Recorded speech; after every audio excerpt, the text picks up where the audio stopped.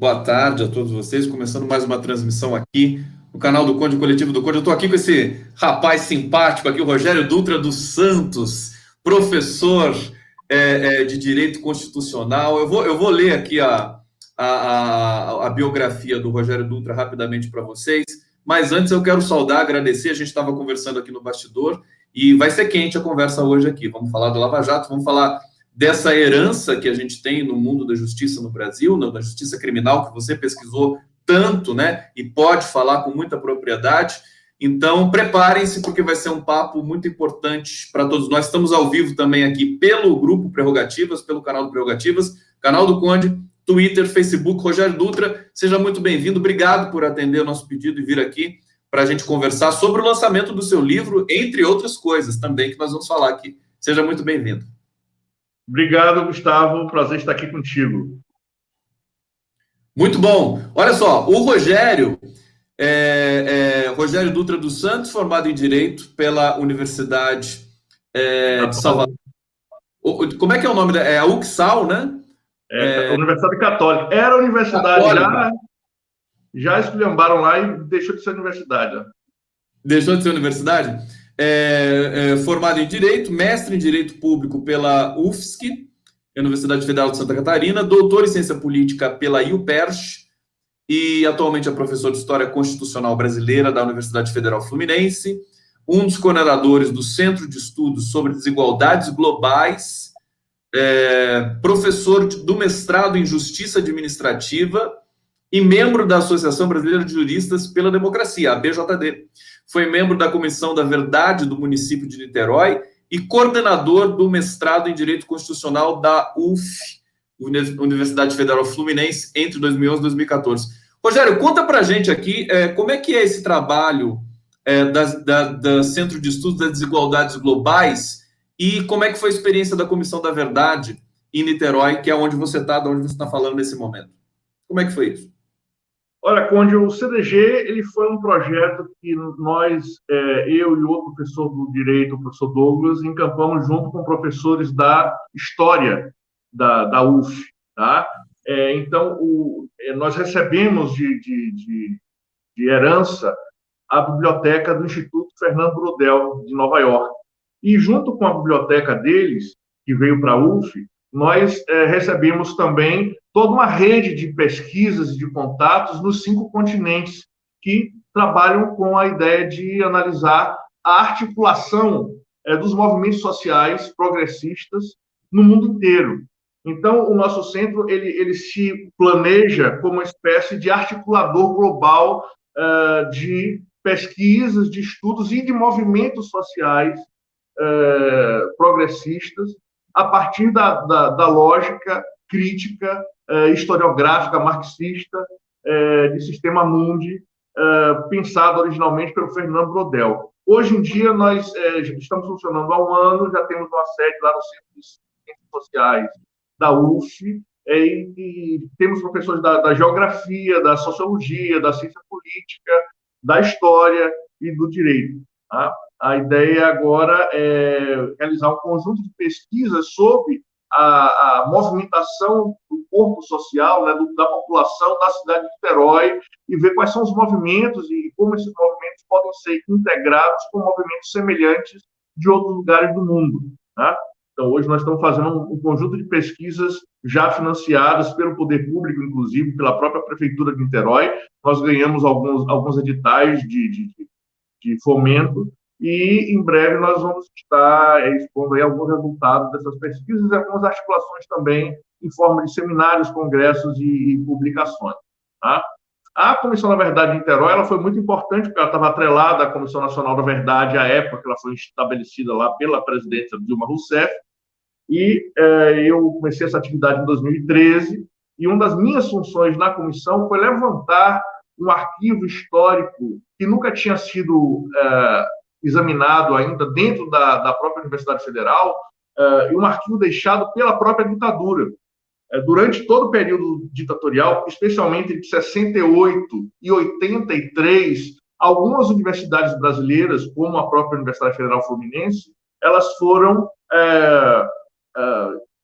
controladas, vamos dizer assim, ideologicamente, a partir de centros de investigação, centros de arapongagem, que ficavam atrelados às reitorias.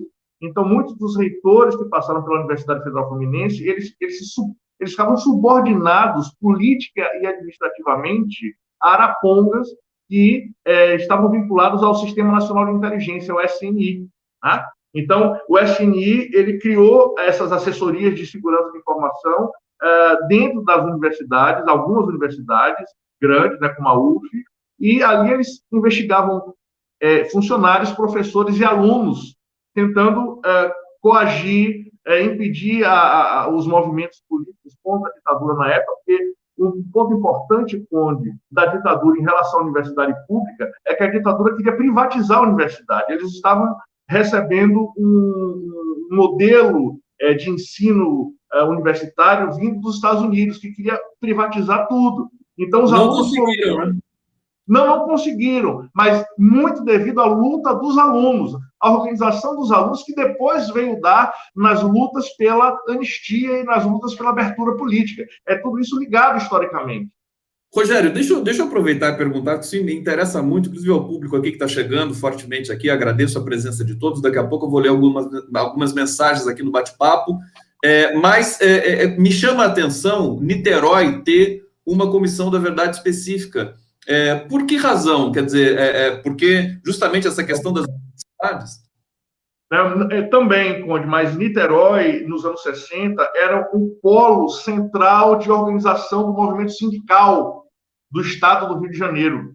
Nós tínhamos aqui sindicatos muito fortes, como os sindicatos dos estivadores, o pessoal que lida com a navegação aqui, e esses sindicatos eles foram duramente reprimidos, e foram reprimidos no dia 1º de abril de 64. Significa que a estrutura repressiva ela já estava pronta para passar o trator bem antes do movimento de 31, de 1º de abril, no caso, né? Então, os sindicatos foram extremamente reprimidos, muitos líderes sindicais foram torturados, e o Niterói foi a primeira cidade da América do Sul que utilizou o seu estádio, né, para deixar presos políticos. Isso foi repetido depois no Chile, né? Mas o primeiro foi aqui o estádio de futebol da cidade, que foi nós conseguimos os documentos,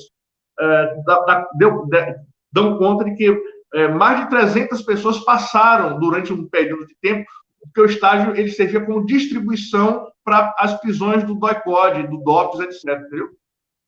Repressão pesada em Niterói por essas razões, pela questão do sindicato. Olha que interessante, eu não sabia disso, a gente já vai aprendendo aqui com o professor Rogério Dutra. Agora, muitas mortes em Niterói? Algumas mortes, a mais simbólica foi o do Fernando Santa Cruz, tá? Que era aluno da Faculdade de Direito, o pai do atual presidente da OAB do Brasil, que é o Felipe Santa Cruz. O Fernando Santa Cruz ele tinha vindo do Nordeste para estudar na Faculdade de Direito da UF, e ele pertencia a alguns movimentos políticos, e ele começou a ser monitorado por essa assessoria de informação da reitoria, que era vinculada ao SNI. Eu descobri os documentos que mostravam que eles estavam monitorando o Fernando Santa Cruz 2 semanas antes dele desaparecer. E aí a gente remeteu esses documentos para a Comissão Estadual, que na época quem coordenava era o Vadir Damuf, que na época era presidente da OAB do Rio de Janeiro, e eles enviaram para a Nacional. E aí a gente comprovou que, efetivamente, a ditadura tinha sumido com o Fernando Santa Cruz, que virou o nome do DCE da UF. O DCE da UF se chama hoje Fernando Santa Cruz, para que isso não seja esquecido, inclusive. Perfeitamente. Aliás, o corpo dele não foi encontrado, né? Não. O corpo dele não foi encontrado. Esses relatos, eles estão foi juntado à Comissão da Verdade ou tem um tomo separado? Não, tem o que a gente juntou na Comissão da Verdade e tem o nosso relatório que está hoje na Câmara de Vereadores da cidade. Tá? Durante esse processo, claro, é público.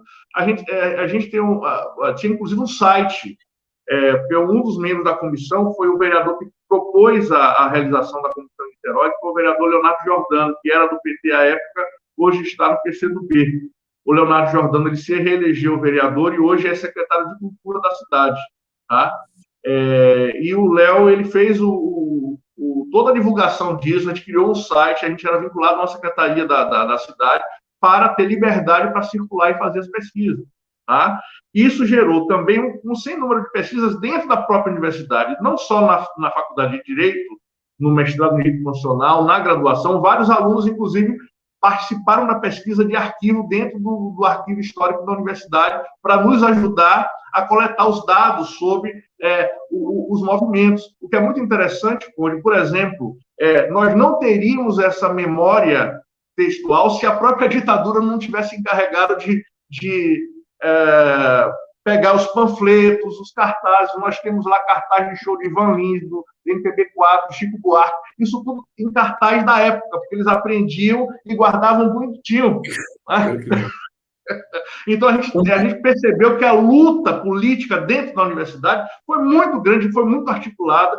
Foi quando os estudantes começaram a se articular nacionalmente para criar os encontros nacionais de estudantes, que tinham como objetivo preparar uma reação nacional contra esse movimento de privatização da universidade pela ditadura e depois contra a ditadura em si. O Condão está arrepiado aqui, eu já vou colocar meu braço, porque assim, quando o nosso entrevistado tem muito conteúdo, né? Praticamente a gente não consegue nem respirar aqui, vai ser bom, vou tentar intervir o mínimo possível aqui, mas eu só vou ler alguns comentários e eu fico... São muitas questões que vão sendo suscitadas com o que você está dizendo. Por exemplo, hoje, os estudantes seriam determinantes para a gente, digamos, tentar superar esse processo, inclusive na vacinação no Brasil, questão da pandemia. Mas tudo está um pouco difícil hoje em função também dessa questão do confinamento, que é um confinamento meio que um simulacro, né? Mas, Rogério, deixa eu só trazer aqui, os comentários aqui estão chegando fortes. Deixa eu só mudar aqui, colocar maior para todo mundo poder ler com mais condição aqui. Marcelo Nogueira dizendo, no livro Cláudio Guerra Matar e Queimar, da Denise Assis, da Cotter Editorial, comprova que o corpo de Fernando Santa Cruz foi queimado em uma usina no Espírito Santo. Olha que interessante aqui, o livro da jornalista Denise Assis. A Denise fez algumas grandes pesquisas. A Denise é uma jornalista política muito conceituada e ela denunciou várias questões aí da ditadura, especialmente a questão lá do financiamento norte-americano aos institutos IPs e BAD dos anos 60 que financiavam propaganda contra o comunismo, estimulando a manutenção e a legitimidade da ditadura empresarial militar. Né? A Denise, inclusive, ela fez parte da Comissão da Verdade do Estado do Rio de Janeiro, junto com o Vadir Damusso. Fantástico. Esse livro da Denise Assis é imperdível. Eu entrevistava a Denise aqui, a gente acabou não rolando a entrevista, mas depois eu vou conversar com ela de novo. Daniela Câmara Ferreira dizendo, o prefeito de Niterói está sofrendo lawfare pesado. Vamos ver se o Dutra... O ex-prefeito e o prefeito. O ex-prefeito e o prefeito, né?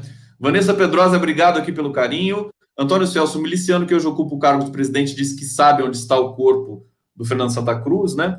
Elinho Santosca dizendo aqui, ótimo programa, Conde, obrigado aqui. Hoje é muito especial, realmente. Rosângela Rocha dizendo, o Exército Brasileiro queimou muitos documentos, ao passo que guardou, né? Também queimou, né, Dutra? Também tem muita coisa que foi perdida para sempre, né? Deixa eu ver se tem mais um comentário aqui para saudar vocês.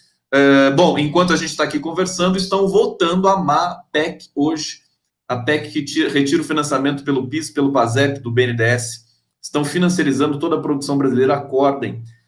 Mas, enfim, a gente não pode falar só da agenda também, do governo, né? Vamos falar de outras coisas aqui. Deixa eu mostrar para vocês o livro do Rogério Dutra. Ele está lançando esse livro, vai ficar no meio da tela aqui. Vem pro ladinho aqui, Dutra, pro outro lado, a gente mostra o livro aqui, ó. Teoria Constitucional, Ditadura e Fascismo do Brasil. É uma obra de fôlego, está sendo lançada pelo Rogério Dutra, aqui é a Tirán Leblanc, né, editora espanhola. O site está aqui para vocês que querem adquirir o livro. Eu vou tirar agora o livro daqui para a gente voltar a conversar. E eu vou contextualizar da seguinte maneira, Rogério, você foi um dos primeiros no Brasil, do campo do direito, que denunciou claramente o que era a Lava Jato, né?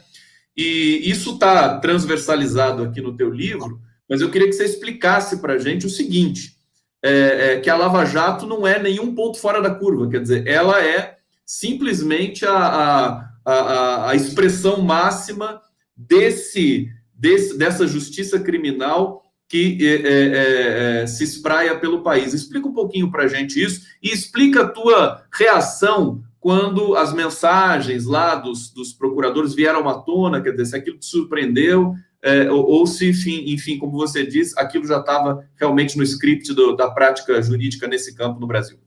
Rogério. Então, Conde, como eu te falava, ainda entre 2013 e 2015, eu fiz uma pesquisa bem grande, financiada pelo IPEA e pelo Ministério da Justiça, à época, quando o Ministério da Justiça existia, né, sobre o excesso de prisão provisória no Brasil. Essa pesquisa virou um livro de 150 páginas que está disponível hoje na internet para quem quiser. Excesso de prisão provisória no Brasil, da coleção Pensando o Direito do Ministério da Justiça. Eu não sei se eles tiraram do ar, mas se não tiraram, está lá. Tá?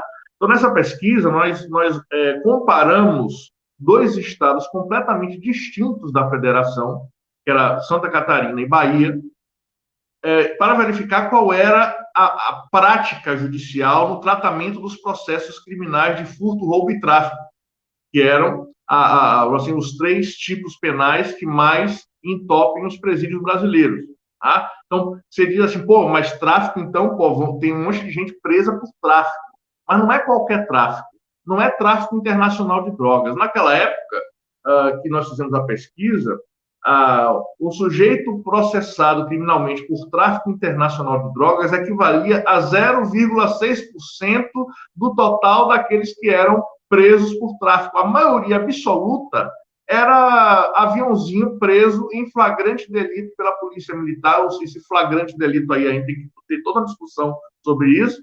E essa prisão em flagrante, ou essa suposta prisão em flagrante, porque, em geral, os dados eram muito parcos em relação à fundamentação dessa prisão, que ela realmente tinha ocorrido dentro dos parâmetros legais, mas a maioria absoluta, no caso de tráfico, por exemplo, era 93% em Santa Catarina, 98% na Bahia, eram transformadas automaticamente em prisão processual, em prisão dentro do corpo do processo, ou seja, deixava de ser uma prisão policial e o juiz carimbava, porque, na verdade, não havia, pela estatística, isso fica claro, né? Como é que 98% das prisões em flagrante, elas viram automaticamente prisão provisória preventiva? Isso aí ou temporária. Isso é um problema que é outro, né? Que é o seguinte, os juízes criminais não estavam fazendo o dever de casa e verificando as condições, seja da prisão ou as condições lá do artigo 312 do Código de Processo Penal, para ver se efetivamente aqueles indivíduos se encaixavam na condição de serem presos enquanto acontecia o processo. Então, nas conclusões que a gente chegou, compulsando um volume enorme de material, uma quantidade enorme de processos, que os juízes mandavam prender sem fundamento legal real, né? Mas pelo seu lugar institucional.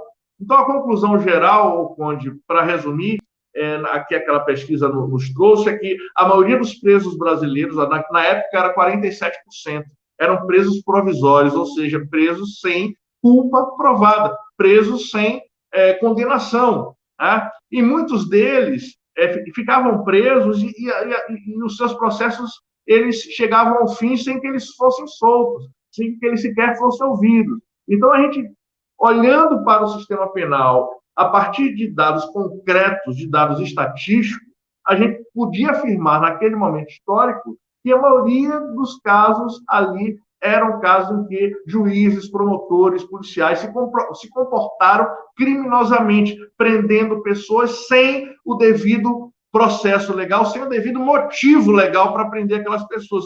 A conclusão aqui, o Poder Judiciário continuava funcionando, como continua até hoje, a partir de critérios não jurídicos, a partir de critérios políticos, a partir de critérios sociais, como, por exemplo, o racismo, né? Como, por exemplo, a justiça criminal sendo realizada como justiça de classe, entende? Então, o normal, o feijão com arroz, O savoir-faire da justiça criminal brasileira é prender preto e pobre sem motivo.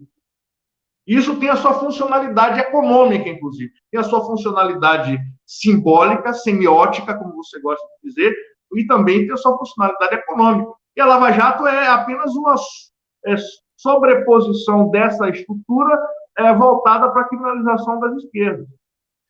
A criminalização política daí, quer dizer, Claro, claro. E isso, inclusive, já está, acho que não é só você que defende essa tese, acho que tem outras formulações nesse sentido, né? Que eu me lembro, né, que a Lava Jato pegou a estrutura desse funcionamento de perseguição aos pretos, pobres e tal, e desvalidos, para a questão da política. Agora, qual o papel do jornalismo nesse processo? Quer dizer, na Lava Jato.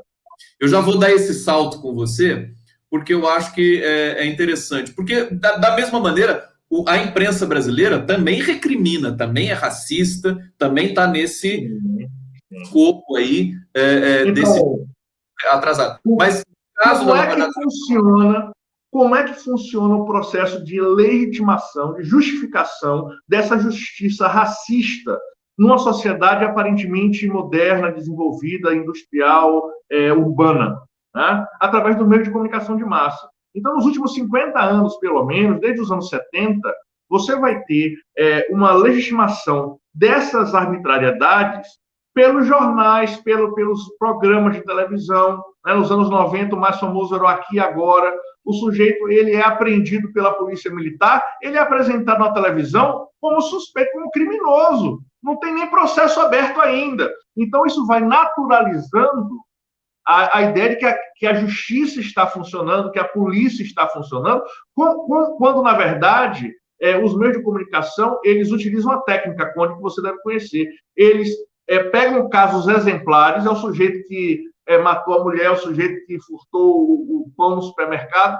e aquilo é televisionado para provocar a emoção do telespectador. Né? Agora, quando o dólar sobe, ele não vê lá o sujeito desempregado. Ele fala das estatísticas econômicas.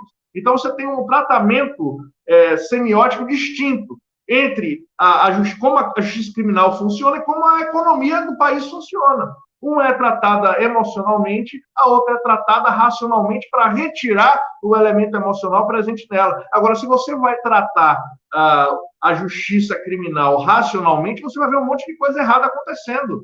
Porque as estatísticas não mentem, Conde, nesse caso. Né? A maioria, 98% das pessoas presas são pretas. Por quê? Porque a justiça é racista. E ela é racista, Conde, porque é assim desde que o direito penal e o processo penal brasileiros foram criados lá na ditadura Vargas, lá no Estado Novo, pelo Francisco Campos, que foi o cara que fez a Constituição de 37, foi o cara que escreveu o ato institucional número 1, que justificou a ditadura militar. Né? Ele foi ministro da Justiça de Vargas entre 37 e 42. Ele fez todo o processo legislativo do Estado Novo que permitiu a modernização do Brasil, para o bem e para o mal. Né? Então, uma boa parte da nossa legislação, o modo como as nossas instituições jurídicas funcionam, é legatário dessa inteligência, que se dizia o seguinte, quando a luz da inteligência do Francisco Campos acende, há sempre um curto-circuito nas instituições democráticas. Por quê? Porque ele é um cara formado intelectualmente a partir da perspectiva fascista. Então, uma boa parte do século XX no Brasil foi dominada intelectualmente por um jurista de origem fascista. E ninguém estuda esse diacho na universidade. Existe Quando eu fiz a tese de doutorado, Conde, entre 1970 e 2002, tinham apenas 5 trabalhos sobre o Francisco Campos. 3 eram da educação e 2 eram da política. Ninguém discutiu o Francisco Campos sobre a grande influência. Ele foi o grande jurista do século XX no Brasil pela influência legislativa e intelectual dele.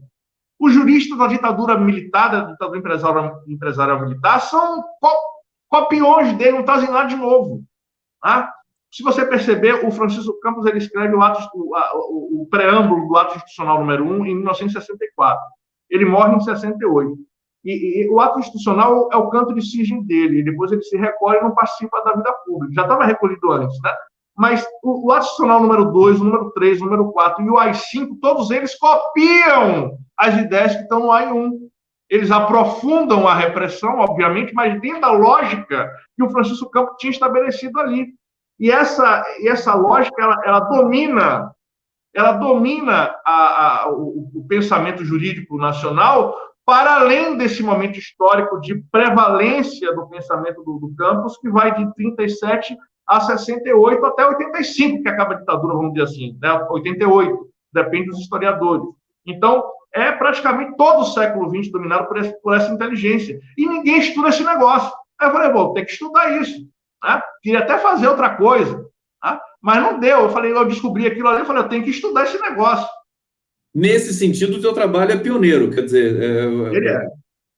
Olha só, eu fui avaliado... E eu fui avaliado por pessoas que eu reputo importantes na academia brasileira. Francisco Verfol, Luiz Werneck Viana,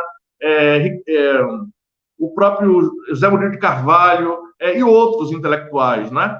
Que disseram, porra, velho, a nossa geração não quis estudar esse cara porque ele é gente muito ruim. Nós tínhamos um embate político direto, era a gente da nossa geração que a gente queria, né, destruir, vamos dizer assim, simbolicamente. Então, a academia brasileira ela foi silente em relação a esse período histórico e, obviamente, quando chega uma nova geração, que era eu no meu caso, sem esse ranço político ali, teve tranquilidade para estudar sem preconceito, porque isso é importante, viu, Conde? Não adianta você olhar para o cara e apontar o dedo e dizer é racista, é fascista, e não querer saber o que é que ele está dizendo, o que é que ele está pensando.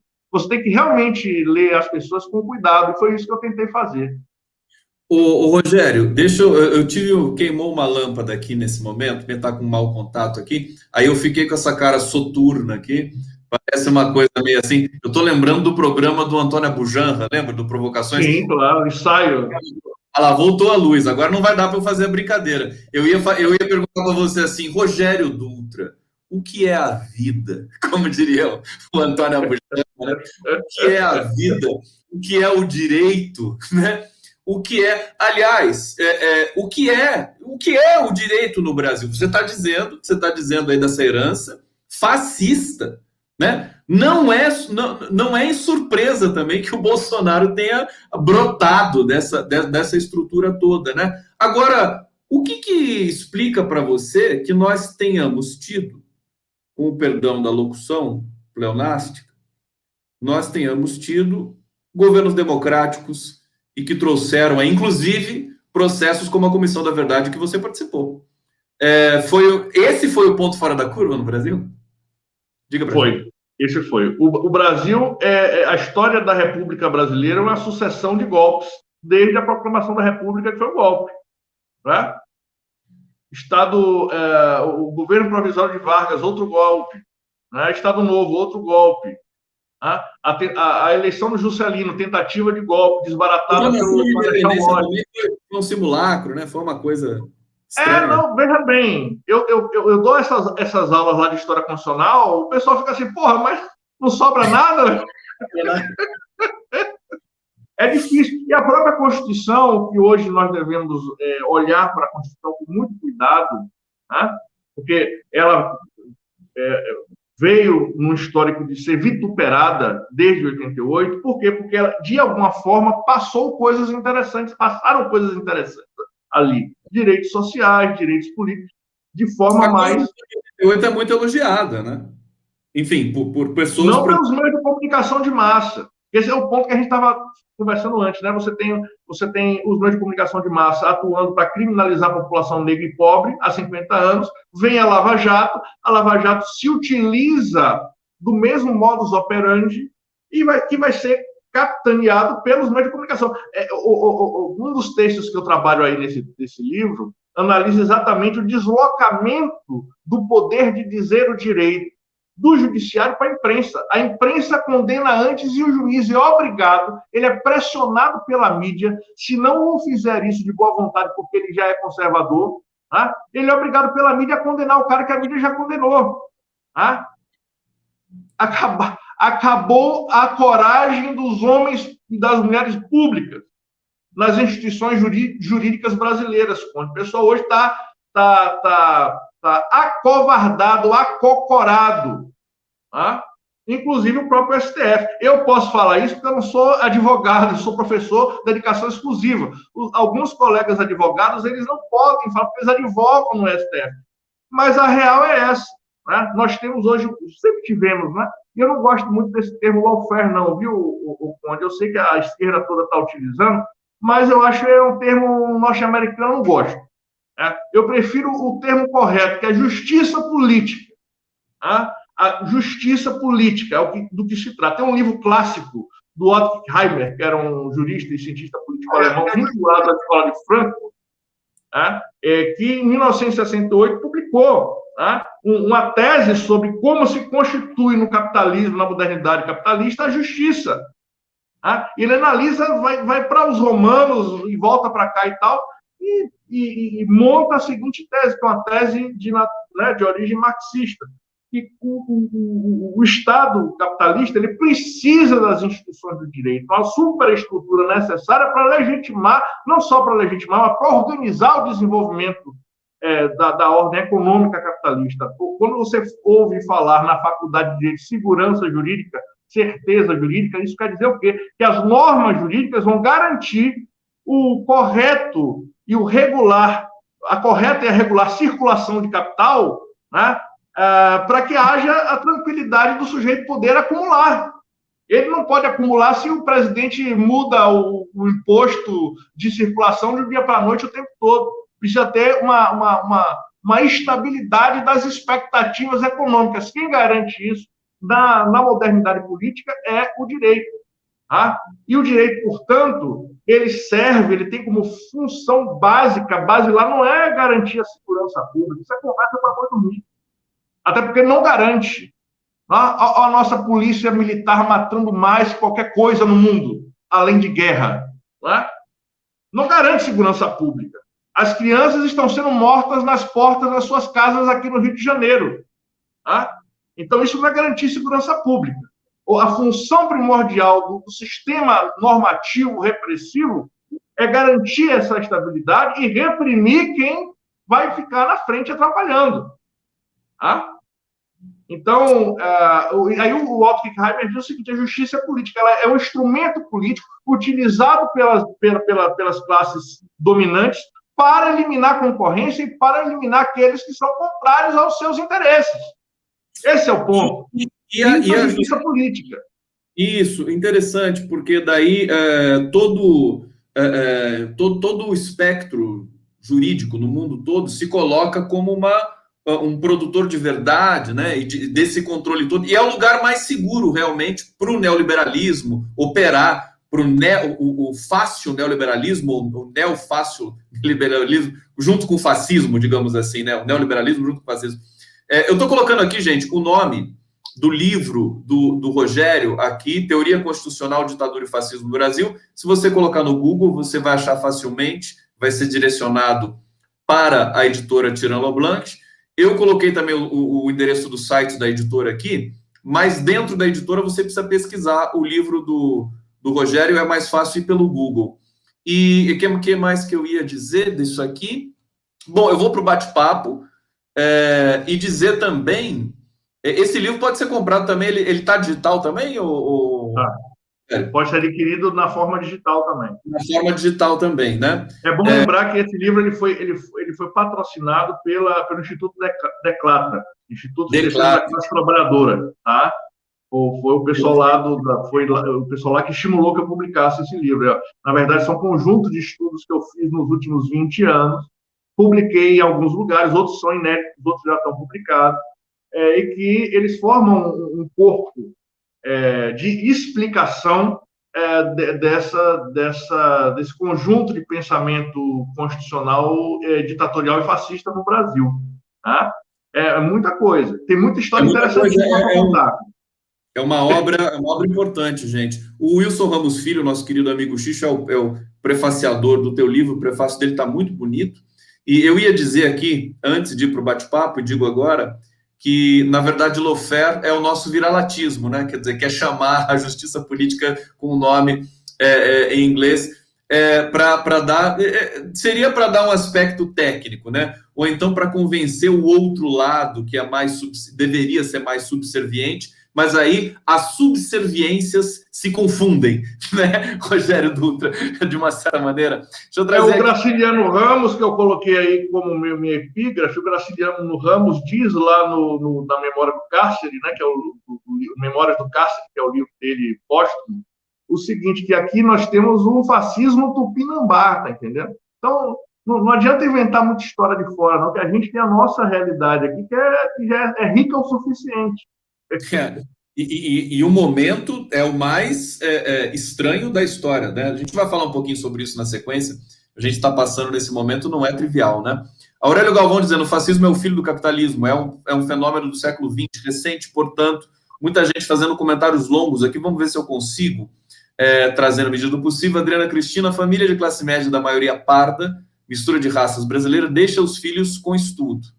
A família negra não tem nada para deixar para os filhos, nem mesmo estudo e nenhum bem material. Bom, isso estava acontecendo, né? E, aliás, parece que foi uma reação a isso, ao preto na universidade, pegando avião, ganhando emprego, pleno emprego, né? Que deixou as classes médias, as elites brasileiras assim, enfurecidas. André Austregésilo dizendo: um verdadeiro terror virou esse país, agora nem esconde a podridão, tudo está escancarado. Quem puder que caia fora, o Brasil acabou. Só mais um pouquinho aqui, deixa eu tentar pegar comentários longos aqui. Muito obrigado. O público aqui é muito engajado. Olha só isso aqui, a gente nem aparece, eu tenho que ficar ali que hora assim. Wagner Henrique Nazaré: neocolonialismo, anticultura como virtude, messianismo político-religioso e vassalagem geopolítica. Essas 4 coisas resumem essa quadra das terras brasileiras. As instituições estão cooptadas ou acovardadas e o Congresso nada em propinas e corporativismos. Se os movimentos sociais gigantescos não renasceram do ostracismo em que estão, não ressurgirem, talvez, né? Não existirá qualquer saída factível para esse país, não para os desfavorecidos, explorados e injustiçados. Rogério, fala um pouco da estrutura dessa obra, desse livro, como é que você organizou, você fala dentro dele, eu li algumas partes, sobretudo o prefácio, o capítulo que você fala da imprensa um pouco, mas fala um pouco da estrutura, porque é um trabalho, afinal, de 20 anos, né? E que está agora levado a público. O livro ele tem, eu acho, duas formas de você lê-lo. A primeira delas é procurando os grandes juristas que eu alinhavei ali, pensadores políticos e juristas que configuraram a realidade constitucional e política brasileira nesse momento de formação especial do pensamento que eu não chamo nem de autoritário, eu chamo de antiliberal, protofascista, antiliberal e fascista. Tá? Porque existe uma confusão. O autoritarismo é um termo muito ideologizado.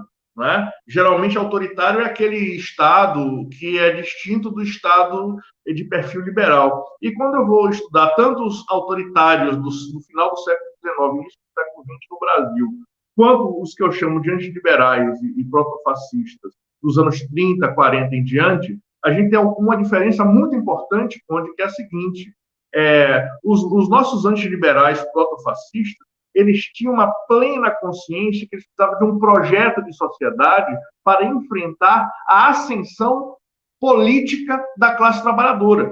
Tá? Então, o ponto fundamental de mutação do pensamento constitucional brasileiro na passagem dos anos 20 para os anos 30 do século XX é exatamente a percepção de que estamos numa situação de eclosão das massas urbanas, massas essas que têm direitos políticos garantidos em tese pelas constituições de perfil liberal, e nós precisamos criar uma nova institucionalidade que seja capaz de barrar a ascensão desse pessoal. E que institucionalidade é essa? É a institucionalidade que vai eliminar os partidos políticos, vai eliminar o parlamento, que vai centralizar o poder político e o poder legislativo no executivo, na figura do presidente da República, e principalmente, onde é aí que eu entro num tema que eu acho muito interessante para a gente aqui, e para você que estuda semiótica, que é o seguinte: nós precisamos entender que as massas, isso é a tese deles, né, que as massas são ignorantes, que as massas se movimentam basicamente pela emoção e não pela razão. Então, os processos de racionalização da política como os debates parlamentares, não são alcançados pela massa. O que a massa quer é pão e circo, o que a massa quer é espetáculo. Vamos dominar a massa dando espetáculo. Como é que a gente faz isso? A gente cria uma teoria do mito. Uma teoria que não vai falar a verdade, que a verdade não importa, o que importa é a capacidade do mito mobilizar a emoção da massa na direção que a gente quer que ela vá. E que mitos são esses? O mito do líder, o mito do povo, o mito da nação, o mito do... Sabe? São os mitos que foram utilizados lá por Mussolini, pelo Hitler, igualzinho, inclusive os autores alemães vinculados ao nazismo, na área constitucional, o mais importante é o Carl Schmitt, né? Esses autores eles não só foram lidos, como eles foram, inclusive, antecipados em várias ideias. O Francisco Campos cria coisas que o Schmitt só vai criar anos depois. Então, tem muita gente que lê, vamos entender o Bolsonaro, o golpe, a partir do Schmitt. Vamos assim, vai falar sobre estado de exceção, etc. e tal, e fazem a transposição direta, sem passar pelos vários autores nacionais brasileiros que desenvolveram as mesmas ideias, inclusive citando Carl Schmitt desde os anos 30. Então, o Schmitt não é tipo assim, o fascismo veio de fora e caiu de paraquedas no Bolsonaro. Não é assim, não, velho. Fascismo tem raízes profundas no pensamento constitucional brasileiro. Então, uma forma de ler o livro é olhando para esses caras. Francisco Campos, Azevedo Amaral, Oliveira Viana, cada um nas suas especificidades, cada um com suas sutilezas, são autores complexos, não são autores... O Oliveira Viana, por exemplo, é considerado hoje ainda é considerado um dos maiores sociólogos brasileiros. Populações Meridionais do Brasil, um livro dele de 1920, fez frente a livros como o Casagrande Senzala, Gilberto Freire, que veio depois, inspirou em alguma medida, né? Apesar do Oliveira Viana ser racista. O Oliveira Viana, quando o Gilberto Freire publica Casagrande Senzala, o Oliveira Viana coloca na gaveta um monte de livro racista que ele está para publicar, porque o argumento principal ali do Gilberto Freire é o culturalismo. Então, elimina a ideia de que existe distinção racial. Né? O que define o processo de desenvolvimento de um determinado povo são as suas relações culturais. Essa é a grande tese do Gilberto Freire, que soterra o positivismo sociológico. Esse é outro ponto. Mas o ponto é que o Oliveira Viana ele era um jurista também. Ele criou, para você ter ideia, Conde, a Justiça do Trabalho foi a ideia dele, a ideia de incorporação dos direitos sociais na Constituição de 34 e depois a Constituição de 37, que não existiu em tese, não é? Mas que funcionou como orientação do regime do Estado Novo de Vargas, estabeleceu-se como uma Constituição puramente social, sem direitos políticos. Vamos incorporar os trabalhadores ao processo econômico, mas vamos impedir que eles decidam questões de natureza política. Né? Isso que é o Estado Novo. Então, o Estado Novo é um movimento complexo nesse sentido, e esses juristas, eles portam essa complexidade, porque você tem coisas extremamente negativas, como a repressão, a perseguição, a ditadura, a tortura, a justificação constitucional disso tudo, mas, por outro lado, você tem incorporação econômica, você tem direitos sociais, você tem carteira de trabalho, você tem, né, descanso remunerado, etc, etc, etc. Então, é uma faca de dois gumes, você olhar para esse momento, né, e perceber. Agora, quando o Fernando Henrique Cardoso diz que vamos acabar com o Estado Novo, ele não está se referindo a acabar com o Francisco Campos e com os fascistas, não. Ele está se referindo a acabar com direitos sociais, tá certo? Então, esses caras surfaram na pororoca desde então até hoje, Conde. Esse é o ponto. Agora, Rogério, fantástico, assim, uma aula assim imperdível essa aqui do Rogério Dutra, o pessoal que está celebrando no bate-papo aqui, viva! Estamos tendo uma aula pública aqui, é muito bacana e explicando aqui num vocabulário que dá para todo mundo entender muito bem, que é parte da sua generosidade também como intelectual. E eu queria te perguntar o seguinte, agora tem outras coisas para te perguntar, mas sobre o que diferencia o direito produzido no Brasil e fora do país, as referências, digamos assim, globais, internacionais, se você falar do direito europeu, se é que dá para falar do direito alemão, né? Em geral, assim, tem o direito alemão, o americano, o que tem a jabuticaba brasileira também nesse ponto? Tem, agora essa é uma pergunta complexa, você passa a faculdade toda tentando entender isso, tá certo? Agora, vamos lá. Mas eu acho algumas jabuticabas interessantíssimas. Tá? interessantíssimas. Como, por exemplo, sai uma teoria qualquer na Alemanha, na Inglaterra, né? E como é que ela é apropriada aqui no Brasil? Tá? Ela é apropriada de acordo com os interesses políticos. Então, isso é muito interessante de ver no STF. Tem um colega aqui da Faculdade de Direito, o professor Carlos Magno, que vai iniciar uma pesquisa de pós-doutorado que vai tratar exatamente disso, como é que esses discursos das teorias jurídicas europeias, eles são apropriados indevidamente para cumprir funções políticas específicas. O STF é um local por excelência desse troço. Né?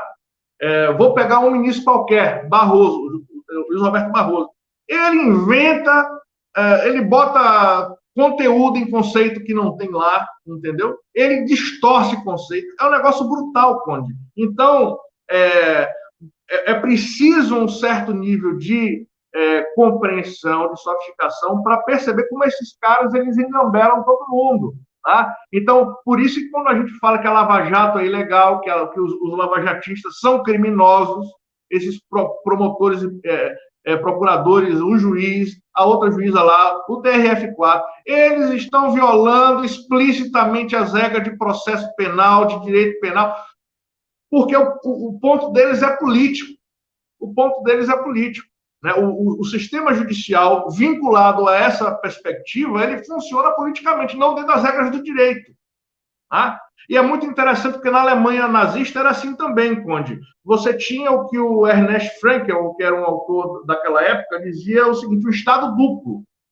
De um lado, você tem o Estado de Direito para as questões cíveis, para as questões comerciais, para as questões empresariais. Tudo é feito na regra, propriedade devidamente protegida, não tem interpretação conforme não sei o que lá, não tem, né, hermenêutica não sei das quantas. Né? O Lênio que fala muito essas coisas, muito engraçado. Mas na área comercial não tem isso. Agora, na área pública, na área constitucional, penal, administrativa, os caras inventam um monte de miséria. Por quê? Porque é uma questão política. E aí o Ernest Frankel falava, na Alemanha é isso, você tem um Estado de Direito para questões administrativas, para questões empresariais, e na área pública é Estado de prerrogativa, manda o Führer e o judiciário obedece ao que o Führer quer que se faça. O que talvez explique aquela interpretação da teoria do domínio do fato, né? Total! O próprio cara que inventou a teoria, o Klaus Roxin, ele vai dizer... Ele se manifestou, falando, não é nada disso que eu falei. Né? É uma loucura, quer dizer, entra na esfera da produção acadêmica, porque, enfim, afinal, você tem o direito de interpretar, mas eu acho que essa flexibilidade, né, que acontece no Brasil realmente é exacerbada. Todo mundo perguntando aqui, cadê o livro? Onde é que eu arrumo o livro do Rogério Dutra dos Santos? Eu coloquei o link, gente, na descrição do YouTube.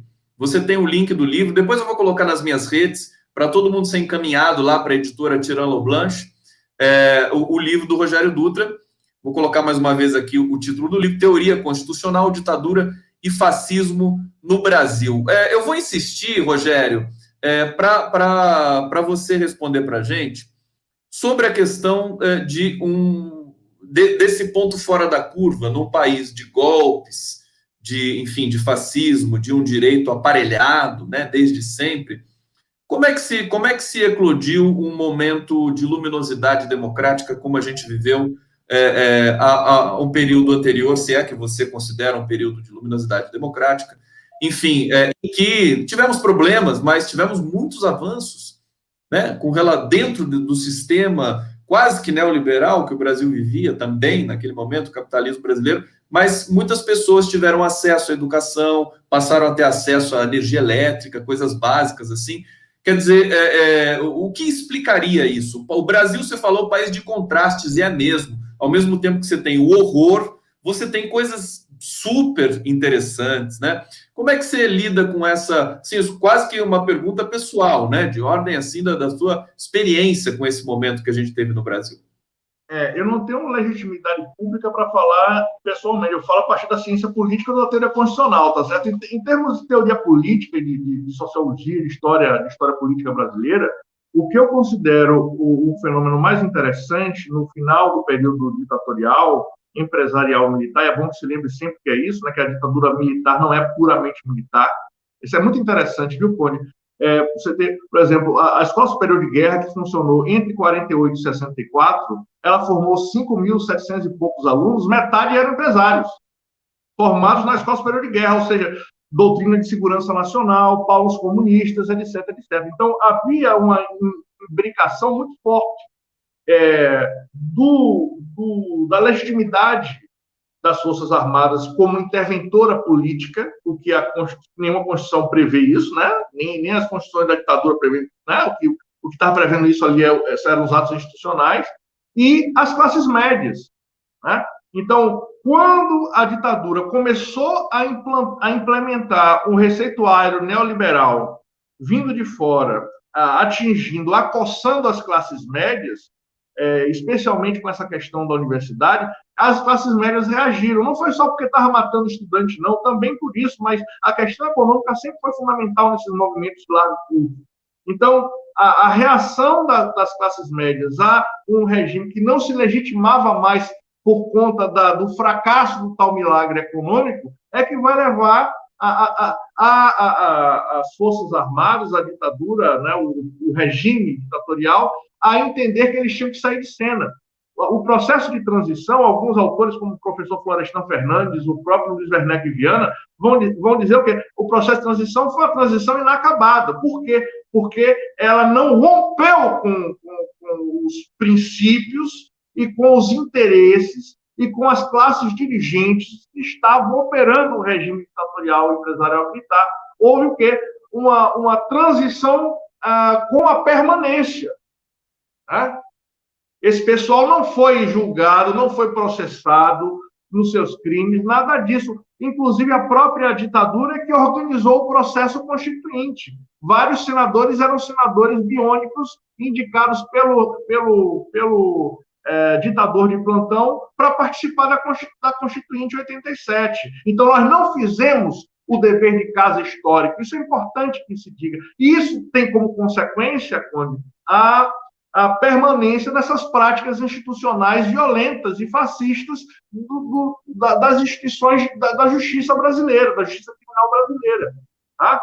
É por isso que a nossa justiça é racista, é por isso que a nossa polícia é violenta, porque não houve solução de continuidade das práticas que foram desenvolvidas na ditadura empresarial militar. Mas o ponto que você perguntou, vou acabar de responder, é em relação à parte positiva. Né? Então, os militares perderam as classes médias. Né? E o movimento político dos estudantes ajudou muito nesse processo. Eu acredito que agora uma possibilidade de superar esse momento histórico advirá, né, do desencanto das classes médias em relação às promessas realizadas por esses né, acelerados que estão aí no governo. Fantástico. Olha só, quer dizer, foi o desencanto, né? A ditadura militar, ela acabou também em função de um certo esgarçamento também, né? Quer dizer, de uma falta de perspectiva absoluta. Você destacou muito bem, eu sempre digo nas minhas lives, na ditadura... É uma das hipóteses de trabalho, né? Tem outras tantas e tal, mas... Claro, civil, midiático, empresarial, militar, né? Ditadura civil, midiático, empresarial, militar. Os militares... Eu não diria civil, empresarial. Quer dizer, tem um debate na história sobre isso. Tá? Eu gosto do livro do René Dreyfus, né?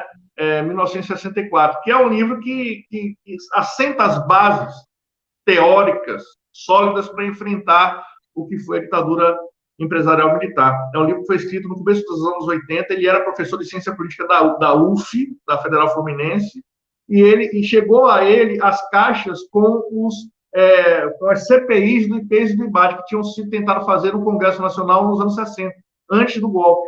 Né? Ele pega esse material das CPIs e descobre o mundo, que foi os interesses norte-americanos tentando ali destruir a possibilidade de autonomia nacional a partir do governo popular nacionalista, que era o governo do João Goulart, né? Que é um dos presidentes mais incompreendidos, eu acho, da história brasileira. Mas é outro assunto também. Agora, travou um pouco sua imagem, mas já está reestabilizando aqui. Como é que você vê essa superpopulação de militares agora nesse governo, Rogério? Também é uma novidade na nossa história, né? Basicamente, não se sabe se você está numa ditadura aqui. Enfim, o governo foi eleito, mas você tem militar até na presidência da Petrobras, agora vai para a SECOM também, parece que vai ser nomeado um general para a SECOM. O direito tem alguma margem, digamos, para se pronunciar. Isso é constitucional o que está acontecendo no Brasil? A Constituição permite? Conde, é constitucional, agora é imoral, né? É, é, é um negócio surreal.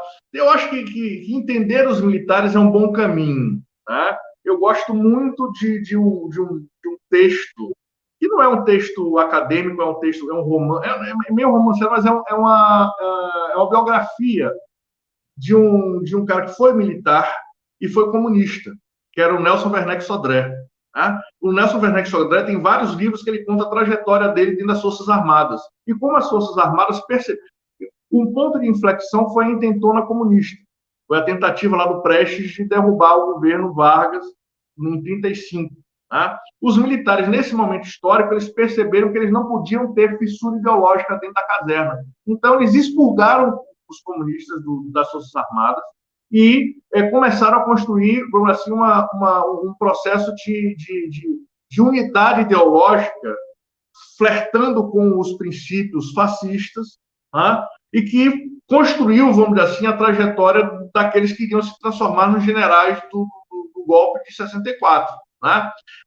Decaiu muito a qualidade acadêmica e teórica de formação militar. Os militares, inclusive a gente tem visto aí esses generais dando entrevista aqui e acolá, a pobreza intelectual é um negócio muito assustador. Quer dizer, os caras que deveriam estar cuidando do país, né, cuidando da nação brasileira, eles não sabem o que estão fazendo, porque eles não têm estudo. Onde?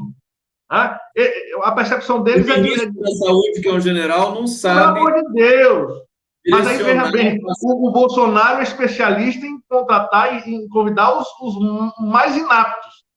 Eu não acho que todos os generais são inaptos, mas esses que estão no governo Bolsonaro, pelo amor de Deus, é muito impressionante.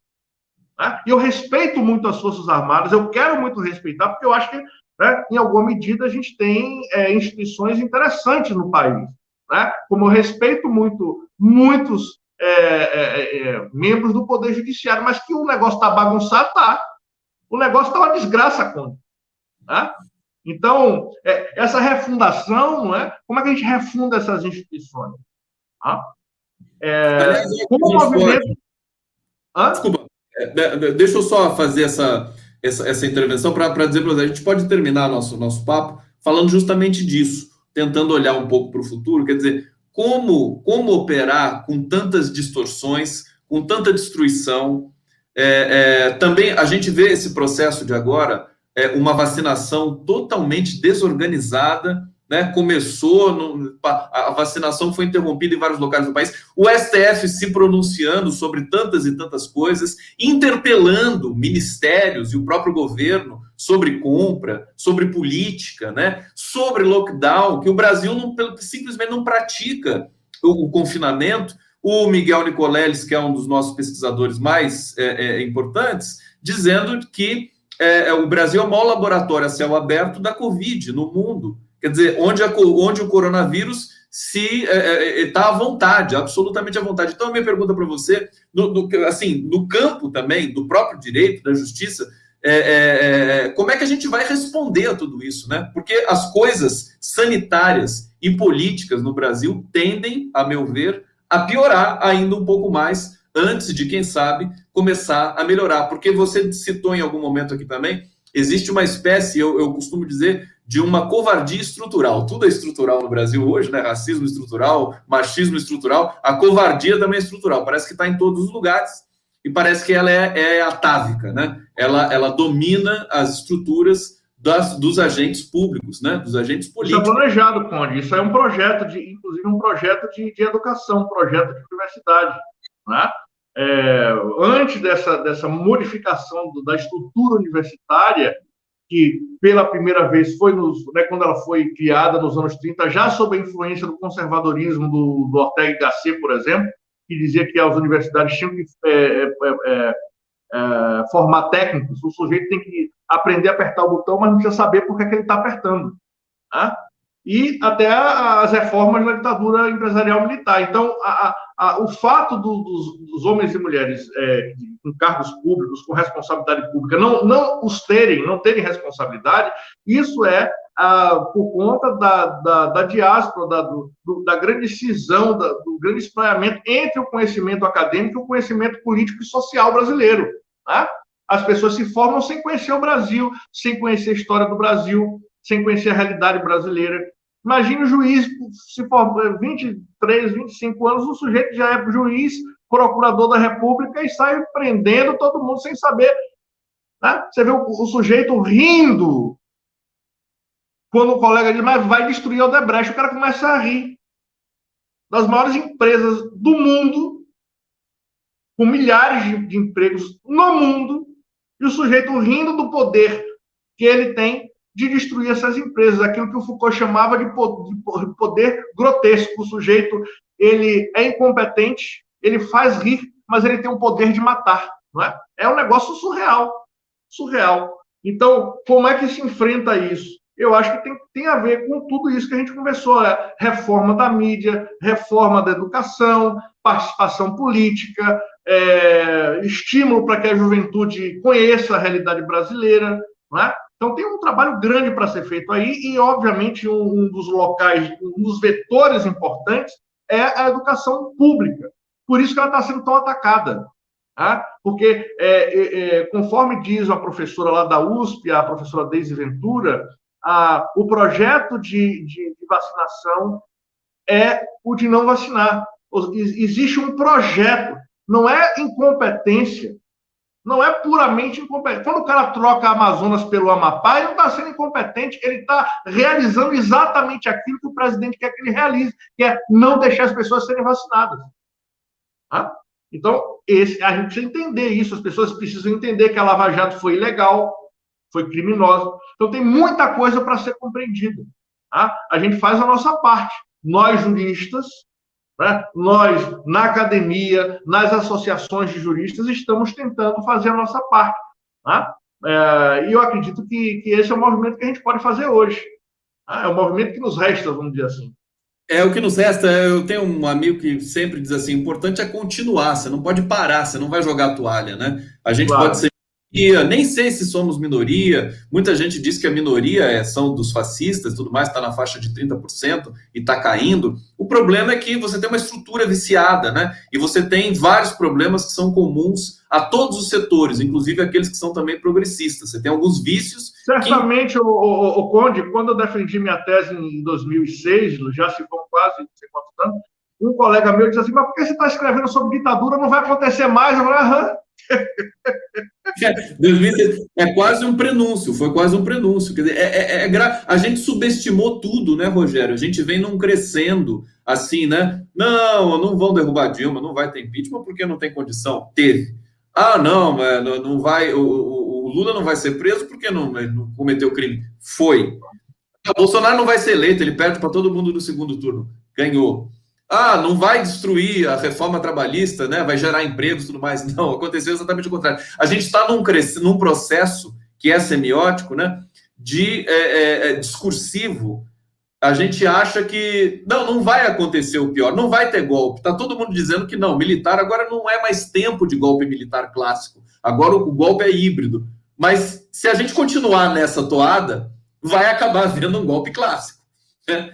Nesse sentido, né? Porque tudo que a gente duvida acaba se realizando. É quase que uma maldição.